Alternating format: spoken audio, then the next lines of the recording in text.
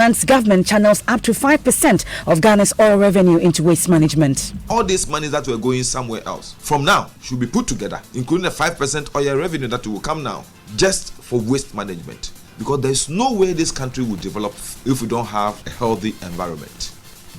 Meanwhile, a food scientist is demanding immediate action from authorities after the Joy Clean Ghana campaign team revealed that most prepared foods or pre-prepared foods are unsafe for consumption. Also, we are sitting on a time bomb because people are just doing their own thing at these markets. There's the issue of fraud. There's the issue of food safety. When you're putting the person at risk, we just play too much in this country.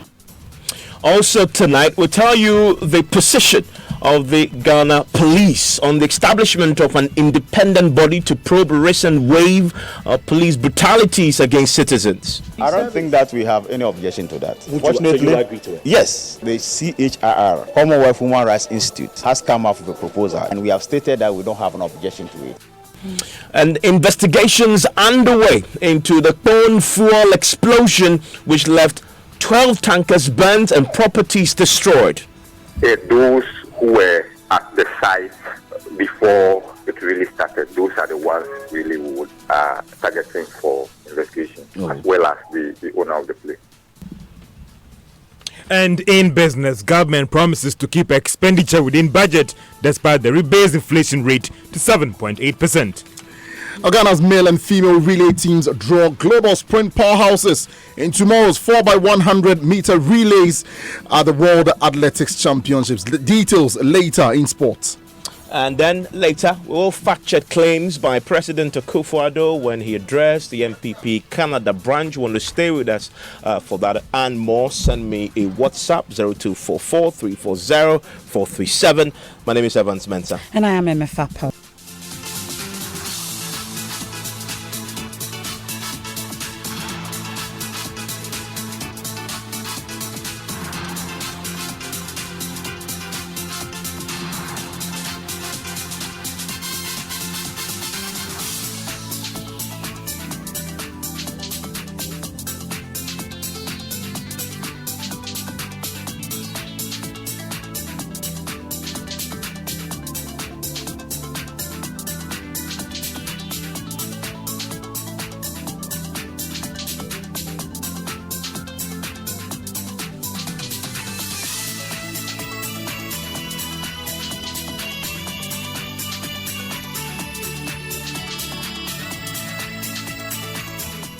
We'll settle for details now here on Newsnight, brought to you by Puma Card from Puma Energy, cash-free convenience. And in our very first story, a parliamentary joint committee has tonight waded into the poor sanitation conditions in the country, describing it as a national crisis that poses a national security threat.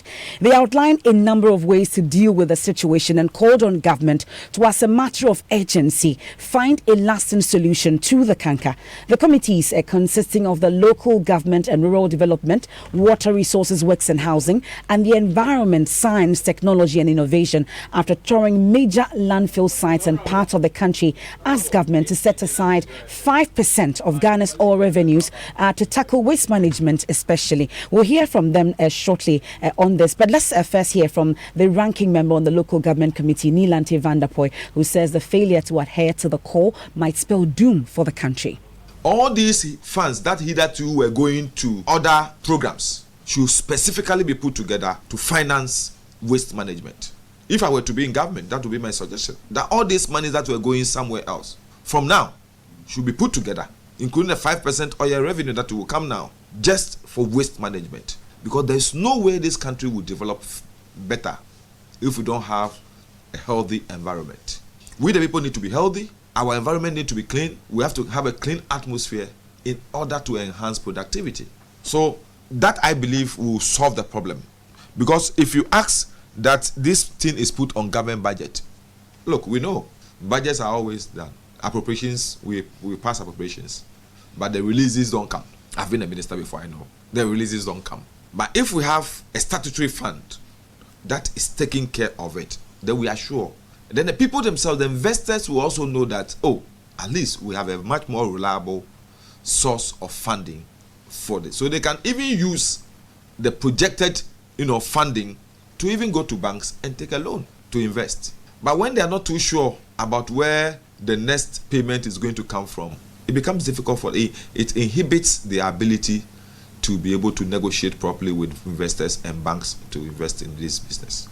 Well, the vice chairman of the local government committee, Suleiman Adama Sanid, also said all landfill sites should be decommissioned and turned into recycling plants if we are to win the fight against insanitary conditions.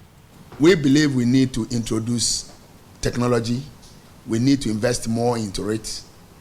Technology, yes. Now, it is very clear that the only way out is to have a compost plant, like Zoom Lion has done already with Aricop in Accra here, where they have an integrated compost recycling plant where nothing goes to waste.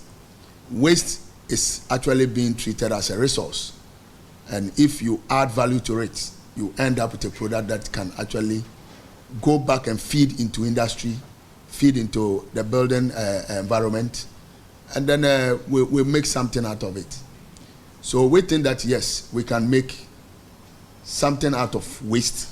So it will not just end as a waste, but it's a waste that can be turned into an input for business, and we can use it for something useful.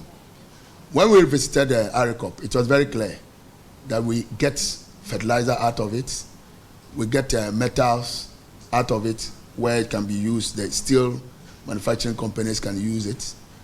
Plastic is also gotten out of it, and then it can be used for recycling. Well, can you imagine that even sanitation has become a political football? Well, that was a subject for the joint committees to address as well. The ranking member on the Works and Housing Committee, Emmanuel Kwesi-Bedra, called for the depoliticization of the issue. Waste management and its related sanitation has no political effect or political colors. And therefore, if there was an arrangement that a group of people or businessmen from Ghana should, in the loop, decide that we should manage the waste, convert it into a usable material, and that was done, arrangement has been done with the previous government. We are appealing to the media to take this as a matter of urgency, to talk to all of us, including political leaders and Ghanaians, to know that waste has no waste management has no political coloration, has no political colors at all.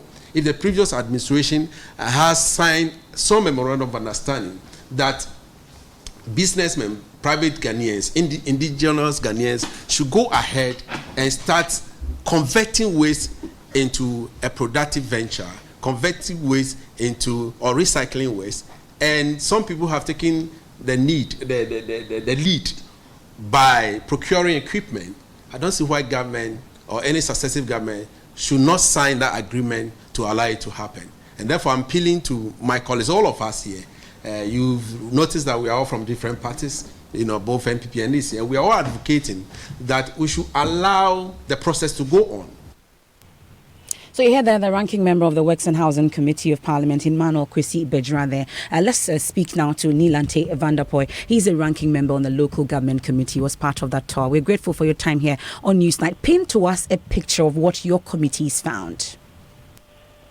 Well, thank you very much, MFA. But let me say, I didn't really hear the beginning of your question. So if you could repeat it. I was only asking that you went on that tour, you saw it firsthand, the sanitation situation, especially at our landfill site and then waste management site. I would want you to paint a picture to us. You saw it all. What actually is the situation? If I will use one word, I would say it's horrible.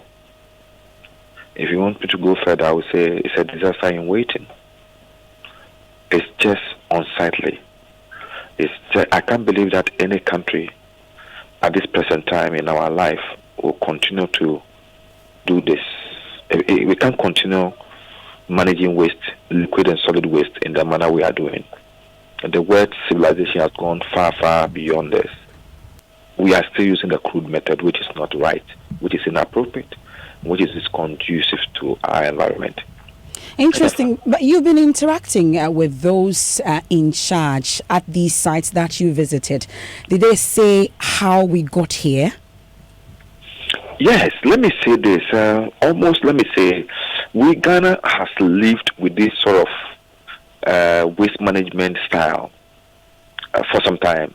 And I think over the period, we have not invested much into waste management.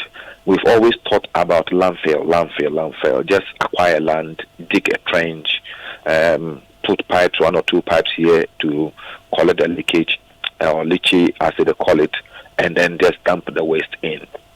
Forgetting that when it rains and this rainwater seep into it, it will pass through this, they find its way into the soil, and it will definitely go through the soil and enter into our water bodies and river bodies and drains as elsewhere. So in effect, wherever we have a landfill site, I will not agree with anybody who thinks that it does not have effect on communities or people outside the area where we have these sites situated. For example, when we went to Kumasi, it's obvious that we are killing people slowly. Because, MFA, you need to be there. You need to see it yourself. The liquid waste management pond, it's not being used well. It's not scientifically done. So the liquid waste finds its way into a stream that is just about 100 meters away from the place. So people who may be living 5 kilometers, 10 kilometers away from this may not know the sort of water they are drinking. Dangerous.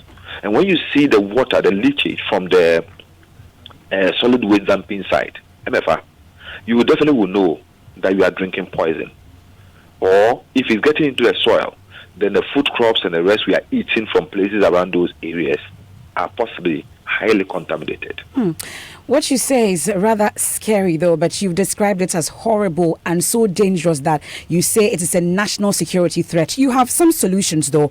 Amongst others, you're saying that we should use 5% of our oil revenue, channel it into sanitation? Yes, I think so. You see, we need to have a much more sustainable funding method to arrest this. And I think I will propose that immediately, I don't know what sort of problems government will have with the Jospong group of companies, but from what they have done in my constituency, for example, the Accra sewage system and also ARECOP, I will propose that government should make it a policy from tomorrow that we are building Accra sewage system, a type of Accra sewage system, and ARECOP in every regional capital from tomorrow. And where we're getting the money, 5% of the area revenue should definitely go into that. Because thanks be to God, the minority went to Supreme Court through our colleague Benjamin Podo and Richard Kwashiga. And now all those cap funds have been frozen by the Supreme Court judgment and given back to Common Fund. And also 5% of oil revenue should also go to Common Fund. And I believe sincerely that will be a very regular and much more sustainable source of funding to be able to construct these waste management plants across the country and even in district capitals if we decide to do so. It shouldn't be difficult for us to do. Government should enter into a stringent management contract with these service providers to make sure that they provide the service according to the demands of government and they also help us manage the waste properly.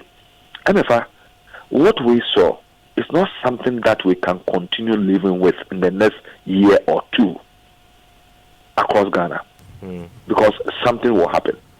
I'm not being a prophet of doom, but what I've seen, counting on the fact that I live in Accra and I know what relief we have gotten with the siting of the Accra sewage plant, vis-a-vis what we used to see with the Lavender Hill and also with ARECOP. And for example, Second D, even the access route to the place is not good. And I said the service providers are unable to let their trucks move all the way to that place to go and dump, so they just dump anywhere. Can you imagine liquid waste trucks just pouring the effluent anywhere around the place? It rains and the place is on a hill, so it rains and then it just flows back into communities, into people's houses, into streams and into gutters. This cannot be possible in a country like Ghana at this time. And thankfully, we've just been joined, Mr. Van der Poy, by a Deputy Sanitation Minister, Mr. Jatto, Michael Jatto. Mr. Jatto, thank you for your time here on News 9. Good evening and good evening to your listeners. Yes. So tell me, I mean, I'm sure you've heard the parliamentary committee's assessment as it went round. Recently, the ministry, the local assemblies have been partnering Joy FM to also do something similar. What is your own assessment of the sanitation situation now? Is it definitely, from what we've observed ourselves, it looks like we are in a crisis situation right now? Thank you very much. Thank you very much. You see, I listened to them, and it's like they started very well by saying that, yes, we should look for a common source of funding, a very reliable source of funding to be able to support sanitation. Yes, it's a good thing, and that is what government is even thinking about. So if we can all judge and agree that, yes, we need to get a reliable source of funding for sanitation, yes, it's well and good. They also continue by saying that we shouldn't politicize sanitation and the stuff. Because for all you know, sickness has no boundary. So we also agree. But you see, in their discussion, you look as if it's a bit skewed. You see, if we are talking about we as Ghanaians thinking about sanitation, that is well and good. But to say that we are in emergency situation, I think that is way below the belt. Are we not, Mr. Jato? During their time, you realize the number of cholera cases. Mr. Jato, if you don't mind, if we stay out of the, they did it too, we did it too, because this matter is something that people are grappling with right now. I'm coming from a point. You remember the number of cholera reported cases. Now, at least this year, we are able to contain it. Now, those are facts that are in the past. If we move on to the present, because people are so grappling with sanitation, I'm just asking you, based on your assessment, you disagree that what we have now has reached a crisis point that demands urgent emergency intervention? It's not within the crisis point. But I also agree that, yes, we need to do more in the area of sanitation to improve upon it. You realize that at least since the establishment of this ministry, we are working hard to make sure that at least the problem is resolved.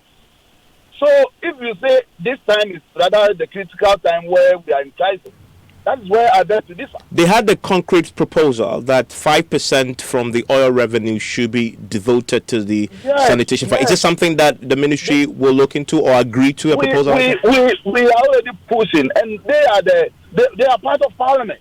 So when we are able to put for a very reliable source of funding and government brings it to parliament, we should all embrace it because we are all members of parliament. That I agree. And so would what this push is to say that with all our efforts, with all our going around to make sure that at least we bring this situation under control. It is this time rather it's in crisis. Then I think that it's not a very perfect. Mr. Jato, if you can clarify for me, so this push that the sanitation ministry is doing to try and get elaborate funding, is your intention or objective to get the funding from the oil revenues? You know, government has been given the mandate to look for all other sources of funding for sanitation, which includes the oil revenue. So I don't dispute the fact that we should be looking around. At times we can even say that we should put a token on electricity charge. So yes, they have proposed one source, but there are other sources. So I think that they should actually bring their proposals on board, and then government will look at it. Mr. Jato, let me find out from you. You're a deputy minister in charge of sanitation. Are you happy with the sanitation situation in the country as we have it? You see, I'm not happy. I'm not happy. There should be a way of improving upon it, and which is what we are doing. So you say that, yes, there has been some improvement. You yourself, you walk around Accra. You've seen the minister moving around every day, touching the assemblies to work. They are collecting the refuse. We are making sure Accra is clean. You can see the dustbins put around every place. It has its own challenges we are trying to address. So you just say that, yes, at least we are doing something, but we need to do more. So you would say we are on course for Accra to become the cleanest city in Africa. Where are we on the scale of 0 to 100? Where are we? On the scale 1 to 100? Yes. At least we are around 40%. 40%. Yes. We are not saying that we are done, but there's so much that we need to do to make sure at least we get to where we want to get to. We agree. Like as I speak to you, myself, I've been assigned by my minister to go to Kumasi to go and then cast forward for the project in the Kumasi by Zoom Live. We all know that sanitation is being handled by the private, which is exactly what we are doing. So when the Exim Bank, the deputy minister for finance from Hungary came, we went to Kumasi to actually cast forward for the project. Yes, Zoom Lion brought the African. We supported it. The assembly, we asked the assembly to give them land. So that immediately, because my minister is saying that there should be zero waste landfill site, which is what we are doing. We are not there yet.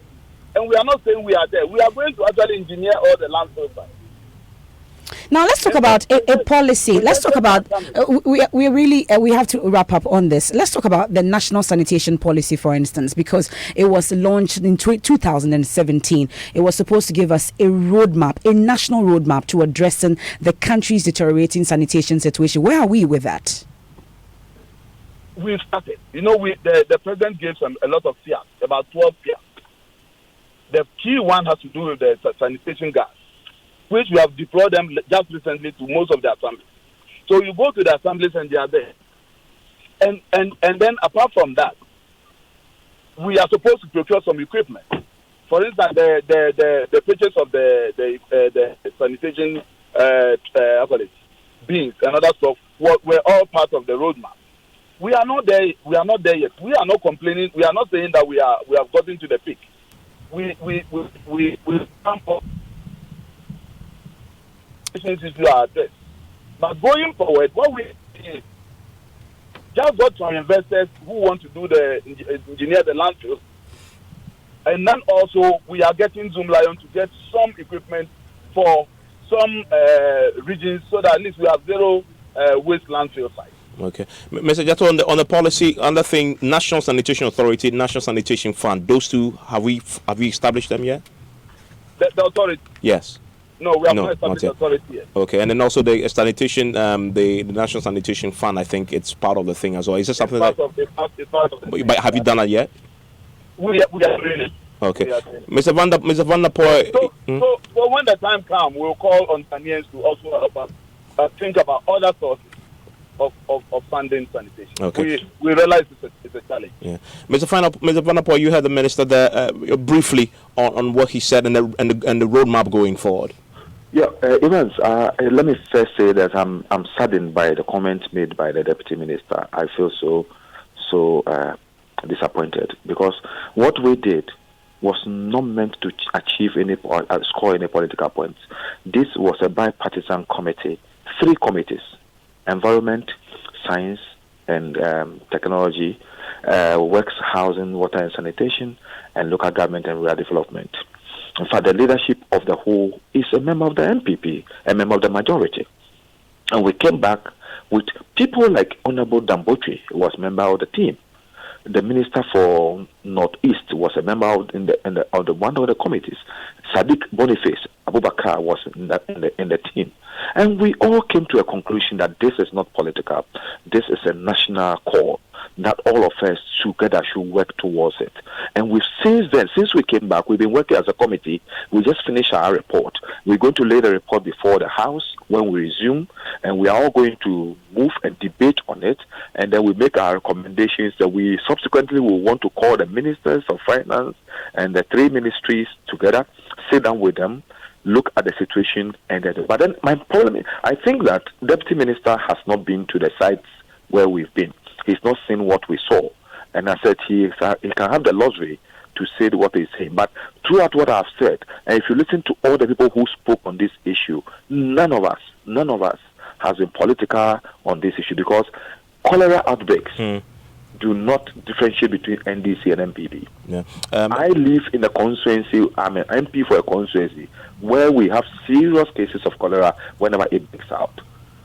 He's talking about cholera. Last year, there were a lot of cholera cases. Yeah, I mean, I know. I mean, when you want to go into the facts of cholera, you find it in every administration, but that's not the purpose of this conversation. As we know, we've already part of the conversation and a campaign, the Joy Clean Ghana campaign with the Sanitation Ministry, with the local authorities, particularly the AMA, to do this. And so we appreciate when there's a bipartisan conversation on this about solving the problem. I'm grateful, Mr. Van der Poel, grateful the Deputy Minister for joining us with those thoughts. At least he says that one of the proposals that have been made, including getting funding from the petroleum, is something that they're already doing that they will consider further. But my colleague, Justice Bedu, joins me with, he's been studying that sanitation policy that was launched in 2017. What were the key blocks? What were the targets that they set themselves? So this was supposed to be a very ambitious plan showing the way that the country was going to deal with the deterioration sanitation situation, Evans, and it was hinged on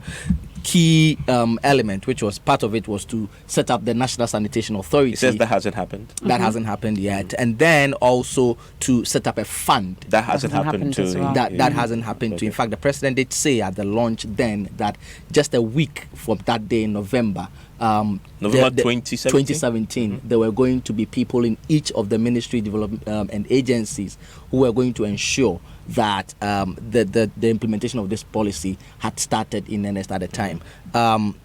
And then also there was also the plan to develop recycling plants, 3 of them, Evans, in the country as part of recycling the waste that was going to be I generated. See the establishment of the National Sanitation Brigade.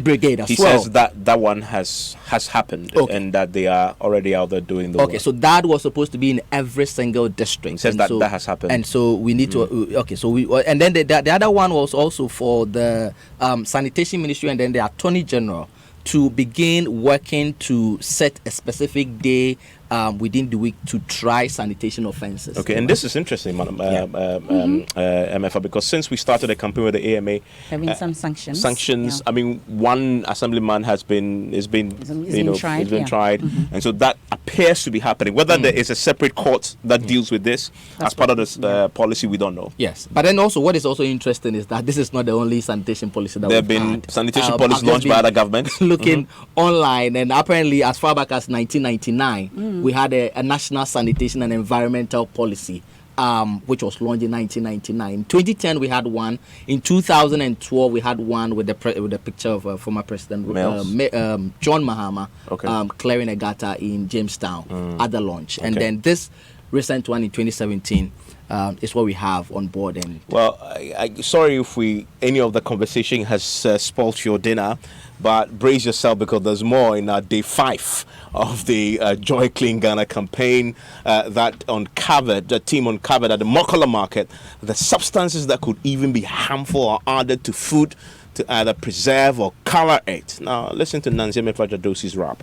We'll be entering the corn mills. They have some composition that they do, mix it up to grind and then sell. Inspector Joseph Asetanga there, telling what the team will be looking out for. First stop, the pepper mill. Even before the team will uncover filth, he confessed to not having a health card. One of the AMM man, he said he's going to do it for us. No. When we entered, cockroach-infested mill with wires hanging loosely got the inspector disturbed. Can you see cockroaches all over? So you blend this thing with cockroaches all over. If you don't meet the standards that you are supposed to operate here, we will not allow you to operate. Joseph Asetanga discovered a polythene bag that contained what appeared to be red seeds. Everywhere they use it. How safe is it? Oh, they are selling in the market. Simultaneously, the team impounded a sack full of these mysterious seeds from this woman who also didn't have a health card. Sometimes we see them milled fresh tomatoes and they are selling, and the color is so red. This is what mostly they add to it. We moved from pepper to the corn mill, only to find the corn mixed with lime. The operators were divided over the purpose of the lime. The scent comes to the inside. That's why we use this one, so that the corn will never be sent. But since you said if the corn is spoiled, that is why you add this. The corn is dirty.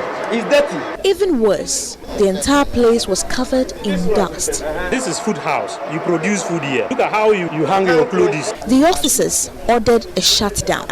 Now we will stop you from operating right now and clean the place before we will allow you to operate. The fufu pounding mill was the next point. The operator's health card had expired and the fufu was also left uncovered.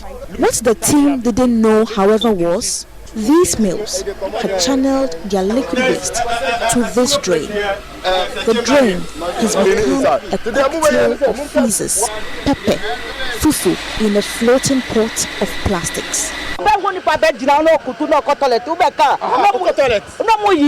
Mr. Asitanga gave all the traders 3 days to clear the mess before reopening their businesses. That's the reality in Makola Market, as put together by Nancy Emefa-Dwadusi. Day 6 of the Joy Clean Ghana campaign is coming, and it was coming to an area or your area. So in the meantime, keep your area or your surroundings clean. The hashtag is Joy Clean Ghana. Meanwhile, the substance that was found in that report has been handed over to the Food and Drugs Authority for analysis. Food scientists at the FDA, Kofi Esel, says the consuming public should be, in the meantime, cautious about what they buy from the market. But a food safety expert and a food scientist as well, Dr. Mavis Oriakosari, says the FDA is not working hard to protect consumers. If scientists are doing the hard work and are coming up with, findings that are a bit alarming and are always putting it out there, we are doing our bit, putting it out there, and nothing is being done about it. The only stance that, some officials are taking is that consumers should protect themselves, and I feel it's a little bit disappointing. We pay our taxes, and government employees, researchers, and workers like myself to also help, keep consumers safe. From the research that I've done, I just feel that we are sitting on a time bomb, more or less, because people are just doing their own thing at these markets. I mean, we know it's no secret that foods are heavily adulterated, in these local markets. But then what do? We do nothing about it. Remember the hashtag Joy Clean Ghana, and a number of you are already having conversations with this hashtag. PACA Godfred says you clean your workplace once a week but eat more than once a day. Sanitation is really an issue in Ghana. Kudos, Joy News. Anthony Cabrera says well done, Joy News. Also on Twitter using the same hashtag, this is Wafa Kojo. Says this is the gutter in front of the central MTTD filled with plastic waste. I wonder if authorities there have not seen it. Hashtag Joy Clean Ghana. Please do something and put them to work. Well, guess what? Day 5 will be around soon, and day 6, to check this. Abuga says, will the Clean Ghana campaign work out? I will take 10 years just to get rid of the trash. It will take 10 years just to get rid of the trash at Makola. Some messages also on our WhatsApp console on Joy Clean Ghana from Kenneth Chiame. He says, I'm scandalized by Michael Jato's rather unwarranted countering of Nilanti's candid analysis of the looming sanitation disaster. Must everything be seen with political lenses in Ghana? That's the question. Then Edem Lachu in North Kaneshi says, honestly, these AMA officers must be sanctioned or fired. They shouldn't wait for Joy FM or the media to show them how to do their work as far as enforcing the laws of the country. And Kinsley from Dom says, I did not hear anything political in Nilanti van der Poel's presentation. So what was the deputy minister talking about? We are sick and tired of this. Okay, so that's it. Some of your comments on the hashtag Joy Clean Ghana. Still ahead here on Newsnight, we bring you the position of the Ghana Police Service on the calls for them to set up independent body to probe recent wave of police brutalities against citizens. I don't think that we have any objection to that. Fortunately, you agree to it? Yes, the CHRR, Commonwealth Human Rights Institute, has come up with a proposal, and we have stated that we don't have an objection to it. And then we have the latest on the police and fire service investigations into the Kpone fuel explosion, which left 12 tankers burned and properties destroyed. Let's do some business now. And George Rafe is here with the latest. George, what do you have in the headlines? Well, events coming up. Finance Minister Ken Ofori-Atta promises to keep spending within budget despite the rebased inflation rate to 7.8%. In UK, government promises Ghanaian businesses more opportunities post-Brexit. The business news on Newsnight is brought to you by MTN Business. Welcome to the new world of business. Kingdom Books and Stationery, your number one stop shop for all your office essentials. And First National Bank, we are the bank that understands your business. First National Bank, how can we help you? So everyone says I'm a Kosia filler, but it's not like like I'm nosy, or go out to find out the latest filler. It's just that I get 50 megabytes of data free after paying for only the first minute of every call. And so I just keep discovering stuff minute after minute. That's how come I was minding my business, scrolling through my timeline, and I found out Coco has a new baby. Oh, and last week, I learned Ken won the lottery. You see, Ken is my brother's friend. So hello, look who's about to roll with the rich and famous.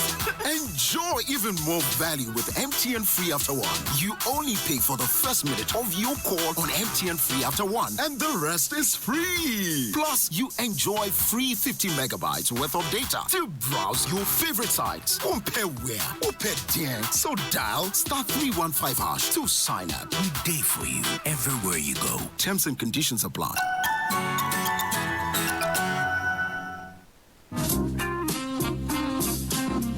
The Kingdom Books This Year Back to School promotion is in conjunction with Citidia Supermarket. Buy school items worth 100 Ghana cedis from Kingdom Books and get 12% discount voucher to purchase from Citidia and vice versa. School items include textbooks, pens, pencils, erasers, exercise books across all Kingdom Books branches in Accra, Tema, Kumasi, Takoradi, and Cape Coast. Kingdom Books, where quality and affordability is assured. For further information, call 0302-764209 or 0302-746101 and 0501-401050. Terms and conditions apply.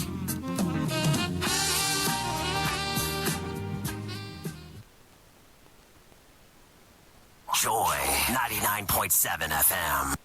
You're welcome back to Business on News 9. Now, Finance Minister Ken Ofori-Atta says government is fully committed to fiscal discipline and spending within this year's budget despite the rebased inflation rate. The Fiscal Service last month reviewed the way it measures inflation rate, resulting in it reducing significantly to 7.8%.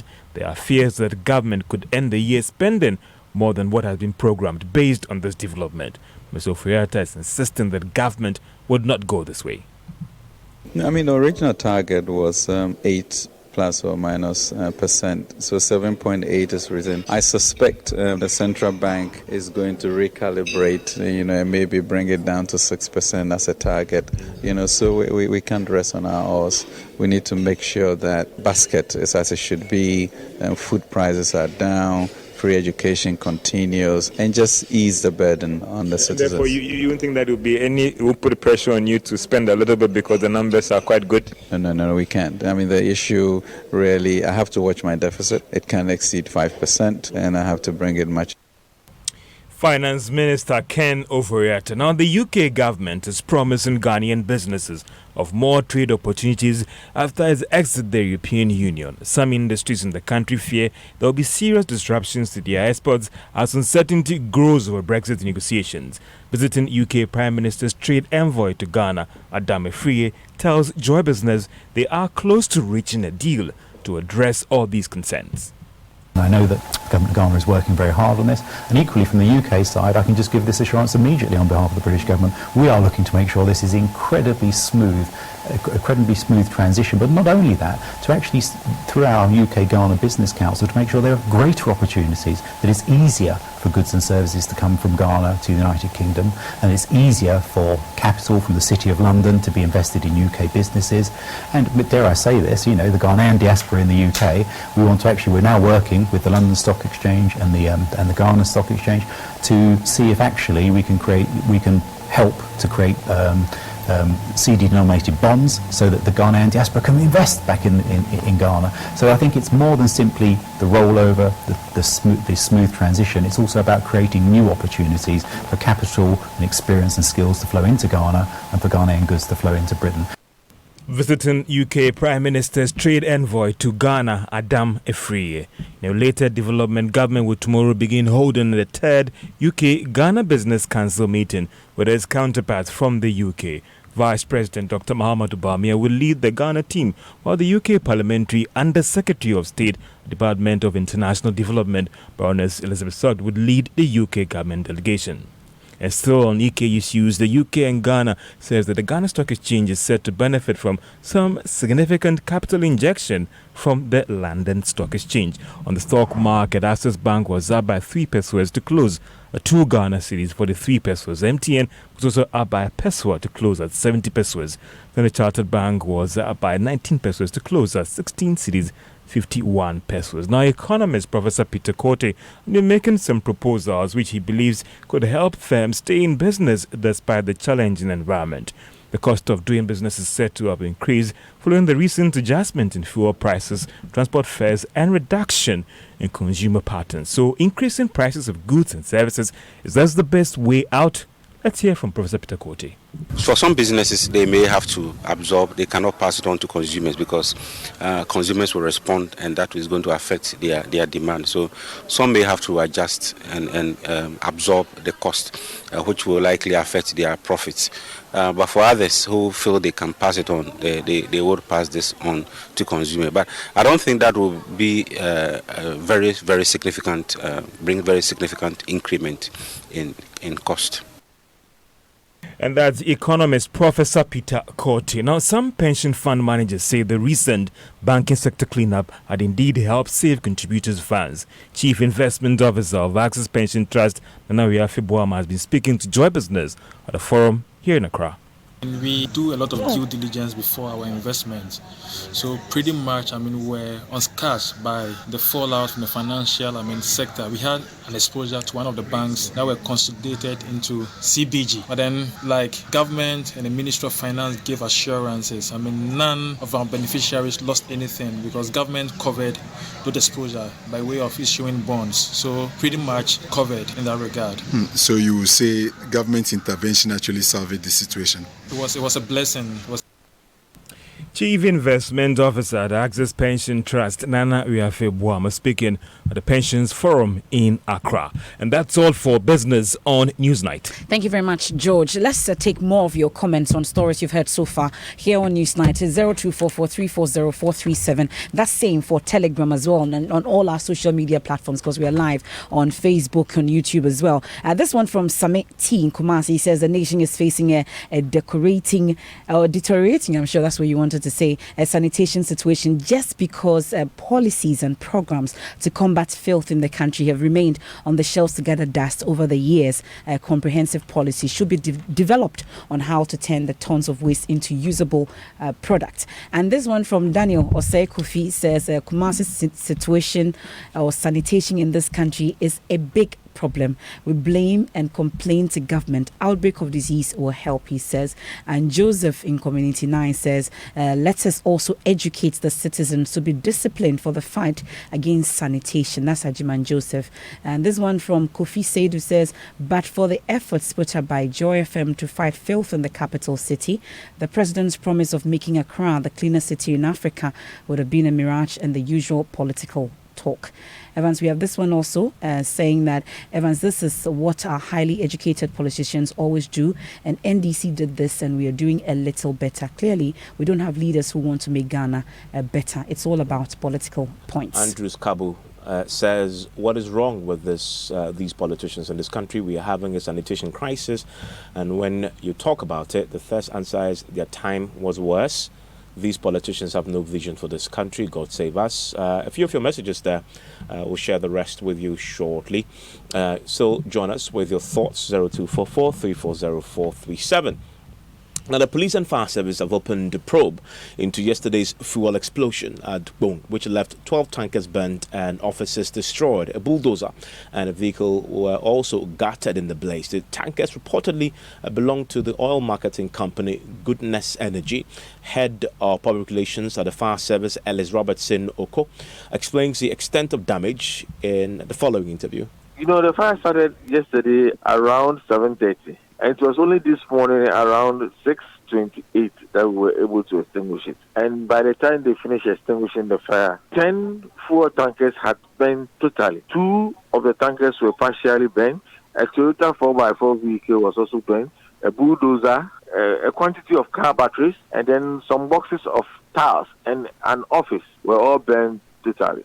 Were there any casualties? Fortunately, we didn't have any casualties. What we observed is that the first tanker that started the fire contained fuel. The first one that started the fire contained fuel, and it spread to the others. Do we know how long the fire service would be investigating this subject? I cannot. So that's the head of public relations at the fire service, Ellis Robertson Oko. The Nakpong District Police Commander Superintendent Sete says they've commenced investigations, and the chief executive of Goodness Energy, as well as the workers who were on site prior to the incident, have all been questioned. So when they arrived, we were also there to assist secure the place so that they can do their work. And thank God they were able to put it off this morning. They were able to finish it this morning around 5:40, there about 5:40 a.m. thereabout. Do we know what might have triggered this explosion? I don't know exactly. Investigations has just commenced to the incident, so I think we leave that to investigation come out with what exactly triggered that fire. But what did eyewitnesses tell your men when they went on the ground? What they just told us is that there was an explosion. What really caused the explosion, they couldn't say it. They said there was an explosion in the yard, and then what they saw is that the fire was just gushing the vehicles in the place. Has the police invited some individuals for your investigations, which are ongoing? Yes, we have also commenced. Investigators were at the scene, so we are also on it. We have also started investigations alongside the fire. Those who were at the site before it really started, those are the ones really we would targeting for investigation, as well as the owner of the place. Well, the National Petroleum Authority today attempted to get access to this particular enclave to do some further probing. We understand that they were denied access to the tanker farm where the explosion occurred. Now, sources say the NPAs couldn't conduct any preliminary investigations into the circumstances that led to the explosion because the place was locked down. The management of Goodness Energy will be asked to explain what led to the incident in writing to the regulator, especially with the suspicion that something illegal may have led to the fire in that particular place. Now, the issue about police brutalities has been on, especially with the latest incidents that was recorded in the eastern region. And as a result, there have been a number of calls for an independent body to be set up to investigate such cases. Today, for the first time, the police have been talking about this issue. My colleague, Kwesi Parker-Wilson, has been interacting with the head of public affairs of the Ghana Police Service, ACP David Eklu, in the following interview. Normally, it takes 21 days for a trial to conclude at the officer level. Then this report is submitted to the police headquarters, where there are 5 police commissioners who constitute the Central Disciplinary Board, who will review the recommendations from the officer. There are even other areas where lawyers can come in. There are certain steps that we need to take to make sure that whenever an officer is punished, he's punished based on established procedures. So we don't rush into condemning our officers. They also have rights. That's why sometimes it takes time. Last year, we published offenses against officers for 2017. We are now compiling the ones for 2018. For some of the cases that have come to the public domain, of course, it is our responsibility to let the public know how we go about it, how the case ended, in order to establish that accountability. But we have to do it after the due process has been exhausted. But your critics say that even the whole process, the whole mechanism, is a cover-up of your own individuals, and that they want an external, independent body to investigate the misconduct of the Ghana Police I don't Service. think that we have any objection to that. Fortunately, so you agree to it? Yes. Fortunately, there needs to be an external body too. Fortunately, the Commission for the CHRR, Commonwealth Human Rights Institute, has come up with a proposal. They had a meeting with the Inspector General of Police this week, and we have stated that we don't have an objection to it. But the question is, how are we going to establish it? Who is going to play the leading role? How are we going to ensure that there is transparency even in that process, so that the rights of police officers can also be guaranteed when we have an independent public complaints commission? I think that it will strengthen the accountability that we are all urging for. So we don't have an objection to it. And I think that it will be an important step to learn from other countries that have such a body as independent. I know that in other countries, the challenges have been, how is this going to function? How is it going to be structured within the administrative and accountability framework of the country? So these are issues that we need to look at, and we don't rush to say that it will automatically solve the problem. But if it is established, we think that it's an important step, and we will all support it. So, Fano, you'll agree with them that, the police has done little to bring justice to those who have been brutalized by the police? I don't agree so. That is your conclusion. No, but we're not critics. No, our critics, it depends on who is criticizing. So, but it is important that I've already explained the procedures. And I know that for every police officer who suffers any major punishment, removal, dismissal, there's always a counsel. He's represented, and he has the right to be represented. Sometimes the case even ends up at the human rights court, where some of the decisions have been reversed, and police officers have to be called back to the service. So it is a very transparent process where all the legal representations are made. It might even end up in court, where the court decision. So you heard that the Director General, Police Public Affairs, ACP David Eklu, interacting with my colleague Kwesi Pakawose. Now, it was on the sidelines of a 2 weeks training program for senior officers on how to communicate with the community as part of its transformational agenda to reflect internal best practices. The Inspector General of Police was at that passing out ceremony of a sort, and he's been advising them on what to do, saying that the skills acquired should be effective for change. Well, COP Prosper Ablo read a statement on behalf of the IGP at the closing ceremony. I therefore wish to express our deep appreciation to ARAP for its continuous support to the Ghana Police Service to enable us to render police services to our stakeholders in our various communities, as well as complainants, witnesses, victims of crime, their relations, suspects, and members of the public we serve. I congratulate the officers who went through the TOT and who in turn trained these new assistant superintendents of police in communicating with the public, for the newly passed out ASPs who have benefited from the course. I urge you to serve as change agents by taking pragmatic, innovative steps in implementing the knowledge you have acquired in the areas you will be posted for improved police-public relations. It is heartwarming to note that this important initiative from the Public Affairs Department will contribute positively in changing the culture of policing in Ghana. Well, talking about the police, we brought you some information on Top Story about the process to appoint a substantive IGP.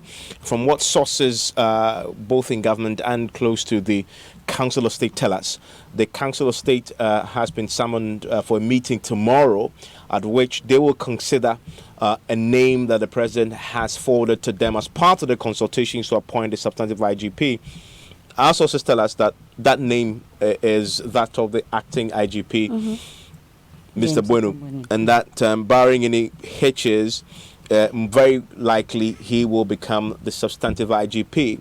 The challenge, though, is that he's approaching retirement, and that will happen very soon. But our sources tell us that the President is most likely will, after the consultation process is done with the Council of State, extend his service with a contract for him to serve on.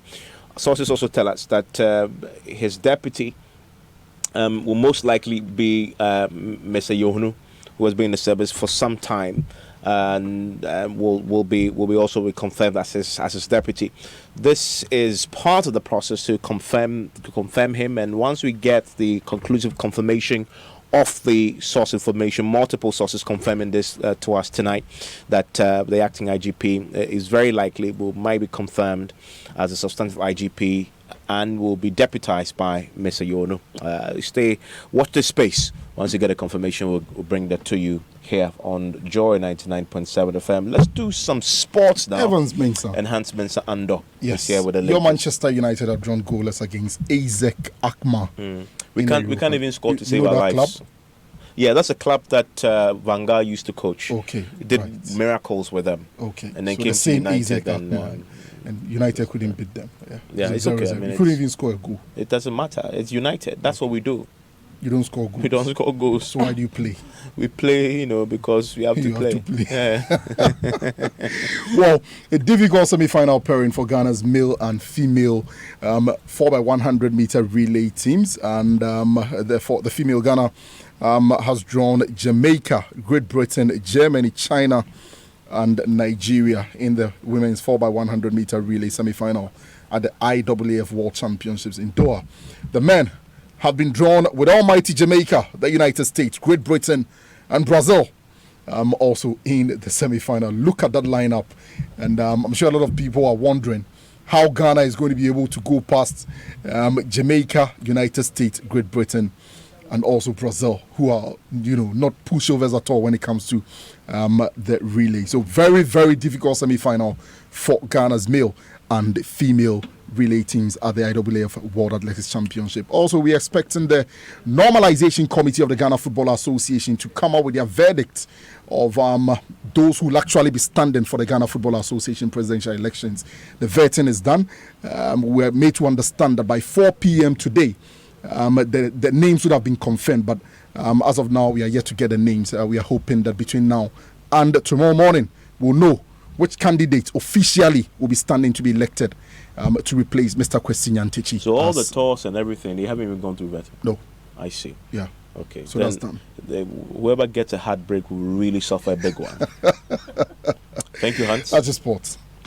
Thank you very much. Now, Kente weavers in the historic town of Bonre are calling on government to establish a yarn factory as part of the industrialization drive. The weavers say government must fulfill its promise to establish that yarn factory in the town. Now, it's been 2 years since the community earmarked land for government's One District, One Factory project, but nothing has happened since then. Prince Apia witnessed the launch of this year's Kente Festival and now reports. The government, as part of its industrialization promises, proposed a construction of a factory in every district in this country. 2 years ago, traditional authority of Bonre in the Jeso municipality, known for its Hinte, started negotiations with government to establish a yarn factory. The Kente industry provides employment for many people, both the old and young there. Frank Sapong is the treasurer for the Kente Weavers Association at Bonre. One district, one factory, because I have no more, and I'm saying Kente no, and fall by no one. We have petitioned the president about the One District, One Factory project. Since Kente originated from here, if we get the yarn factory here, weavers from other places will all come here. The youth will get jobs as well. But if private individuals or businesses would want to support the factory, land is available. At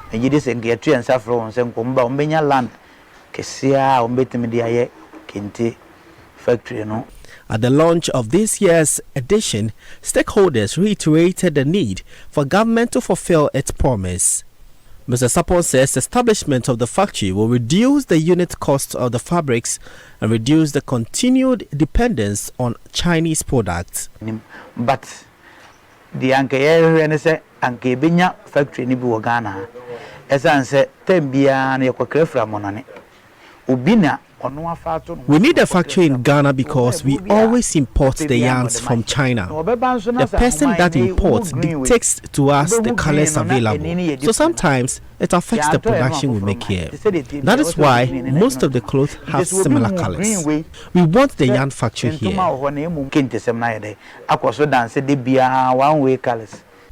One of the major challenges people of Bonre face is poor roads to the community, which is impacting negatively on local and foreign visits and patronage of the products. Chief of Bonre, Nana Bobiansa II, told the launch, government should make the Kente factory a priority. We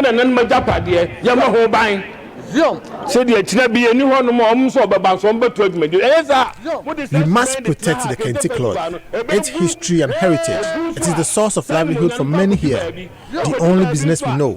So we must protect it for the next generation to also benefit from it.